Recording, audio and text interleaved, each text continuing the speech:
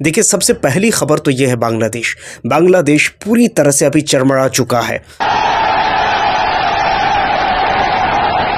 वो बांग्लादेश जिसकी गद्दियों पर बैठ कर के कुछ दिनों पहले शेख हसीना बांग्लादेश की किस्मत का फैसला सुनाया करती और बताया करती थी, आज उसी बांग्लादेश से शेख हसीना के लिए मौत का फरमान जारी हो चुका है।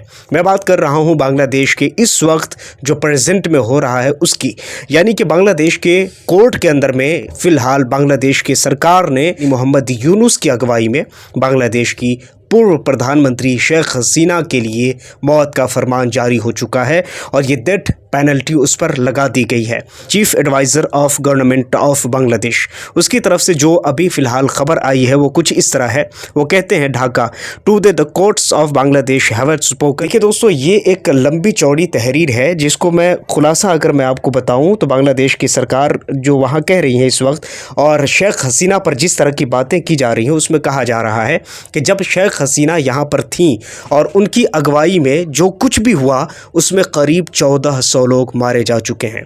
बात यहीं पर ख़त्म नहीं होती, बल्कि आगे चलकर ख़ुद बांग्लादेश की सरकार ये क्लियर करती है कि 24,000 लोग घायल हो चुके हैं। और इन तमाम चीज़ों को मद्देनज़र रखते हुए बांग्लादेश की सरकार ने ये फ़ैसला लिया है कि बांग्लादेश में शेख हसीना को अब फांसी दे दी जाएगी। सोचने वाली बात यह है दोस्तों कि जब बांग्लादेश के अंदर ये सारा कुछ हो रहा था तब शेख हसीना ने वहाँ की गद्दी को छोड़कर, वहाँ के राजनीति को छोड़कर और वहाँ से डायरेक्टली इंडिया को शिफ्ट हो गई। हालांकि आपको बताएं कि उनके इंडिया आने की वजह से कहीं ना कहीं बांग्लादेश और इंडिया इन दोनों के रिश्तों में दरार आ गया। हालांकि देखिए, ये बातें क्लियर है, छोटे से छोटे और बड़े से बड़े नेता को भी ये पता होना चाहिए, और अगर नहीं है तो अफसोस। पता ये होना चाहिए कि पॉलिटिकली ना कोई परमानेंट दोस्त होता है और ना ही दुश्मन होता है। याद रहे, शेख हसीना आज यहाँ है, कल कहीं और होंगी, मगर बांग्लादेश कल भी वहीं था और आज भी वहीं है। इसलिए मुझे एज अ इंडियन चाहिए कि बांग्लादेश से रिश्ते अच्छे रखे, ना कि शेख हसीना से। ये देखिए, न्यूज़ 24 की रिपोर्ट है। भारत ने याद दिलाया कि वो बांग्लादेश का करीबी पड़ोसी है और बांग्लादेश के लोगों के हित, शांति, लोकतंत्र और सभी समुदाय की भागीदारी, रचनात्मक तरीके से बातचीत जारी रखेंगे। तो कुछ इस तरह से एक्सटर्नल अफेयर्स कह रहे हैं कि हम बांग्लादेश के लोगों के साथ हैं, मगर याद रहे दोस्तों, बांग्लादेश के लोगों के साथ होना, ये कहना और हकीकत में जो हो रहा है उसमें बड़ा अंतर है।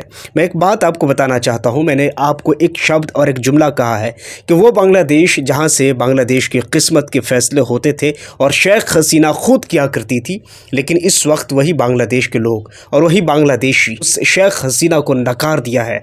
याद रहे कि इसके फ़ौरन बाद जब मोहम्मद यूनुस प्राइम मिनिस्टर बने उसके बाद आपने देखा होगा कि कई ऐसी नोक झोंक बांग्लादेश और भारत के साथ रही है। याद रहे, भारत और बांग्लादेश की रिश्तेदारी सिर्फ ऐसे ही नहीं है, बल्कि भारत और बांग्लादेश की हिस्सेदारी और रिश्तेदारी में मैं समझता हूँ कि एक बहुत बड़ा कंट्रीब्यूट है भारत और बांग्लादेश का।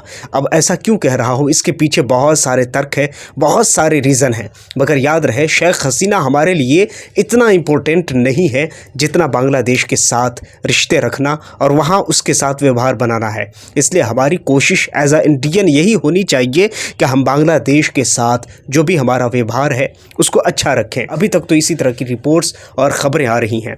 खैर, आप क्या सोचते हैं इस बारे में नीचे कमेंट सेक्शन में ज़रूर बताइए। अपने आप में ये खबर बहुत बड़ी बन जाती है। आपको मैंने बताया है कि किस तरह से गवर्नमेंट ऑफ बांग्लादेश ये कह रही है कि उन 1400 लोगों का बदला है। बांग्लादेश में चाहे कोई बड़ा हो या छोटा हो, चाहे वो मोटा हो या पतला हो, हर किसी के लिए कानून एक जैसे है। फिर दोस्तों, आप क्या सोचते हैं इस बारे में नीचे कमेंट सेक्शन में ज़रूर बताइए। और हाँ, पहली बार अगर चैनल पर आए तो चैनल को ज़रूर सब्सक्राइब कर लीजिए, बेल आइकन को ज़रूर प्रेस कर लीजिए। मिलता हूँ किसी और वीडियो टॉपिक के साथ, जब तक के लिए थैंक यू फॉर वॉचिंग।